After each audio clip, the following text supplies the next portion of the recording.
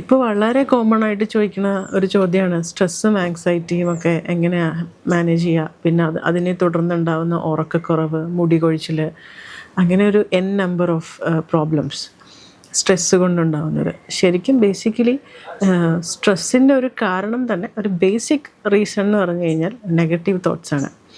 നമ്മുടെ മനസ്സിൽ നമുക്ക് വരുന്ന നെഗറ്റീവ് തോട്ട്സ് അക്യുമുലേറ്റ് ചെയ്ത് അത് പിന്നെ അതിൻ്റെ ഓരോ വിങ്ങായി മാറി സ്ട്രെസ്സാവും, ആങ്സൈറ്റി ആവും, പിന്നെ അതിൻ്റെ ഒരു ഡിപ്രഷൻ മോഡിലേക്കും അങ്ങനെ ഓരോരോരോ സ്റ്റേജിലേക്ക് സ്ട്രെസ് എത്തുന്നതാണ്. അതിൻ്റെ ഒരു ബേസിക് മാനേജ്മെൻറ്റ് എങ്ങനെയാണെന്ന് ചോദിച്ചു കഴിഞ്ഞാൽ നമ്മൾ നെഗറ്റീവ് തോട്ട്സ് എടുക്കാതിരിക്കുക എന്നുള്ളതാണ്.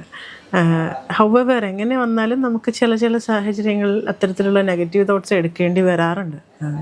അല്ലെങ്കിൽ അതൊരു എന്താ പറയുക, ലൈഫിൽ ഇങ്ങനെ ഒരു പോയിന്റിൽ അല്ലെങ്കിൽ വേറൊരു പോയിന്റിൽ നമ്മളങ്ങനെ ചിന്തിക്കും. അതിനെ നമ്മളൊന്ന് ബാലൻസ് ചെയ്യാൻ വേണ്ടിയിട്ട് പ്രാണായാമ പോലെ രാവിലെ എഴുന്നേറ്റ് കഴിഞ്ഞിട്ടാണെങ്കിലും നമ്മൾക്ക് വേണ്ടിയിട്ട് കൊടുക്കുന്ന സമയം വല്ലാണ്ട് ഹെൽപ്പ് ചെയ്യും. ഒരു സെൽഫ് ലവ് മോഡിലേട്ടൊക്കെ എത്തിക്കഴിഞ്ഞ് കഴിഞ്ഞാൽ സ്ട്രെസ്സ് ശരിക്കും നമുക്ക് മാനേജ് ചെയ്യാവുന്ന കാര്യങ്ങളേ ഉള്ളൂ. ഒരു പരിധിയിൽ കൂടുതൽ ഒന്നിനെയും തലയിലെടുത്ത് വയ്ക്കാതിരിക്കുക, ഒരു ഓവർ എക്സ്പെക്റ്റേഷൻസ് ഉണ്ടാവാതിരിക്കുക, അതൊക്കെയാണ് ശരിക്കും സ്ട്രെസ് മാനേജ്മെൻറ്റിന് നമ്മൾ ചെയ്യേണ്ടുന്നത്. സത്യത്തിൽ ഒരു സെൽഫ് ലവ് വേണം, എല്ലാവർക്കും ഒരു ബ്രേക്ക് വേണം, എല്ലാത്തിൽ നിന്നും ഒന്ന് വിട്ടു നിൽക്കുക.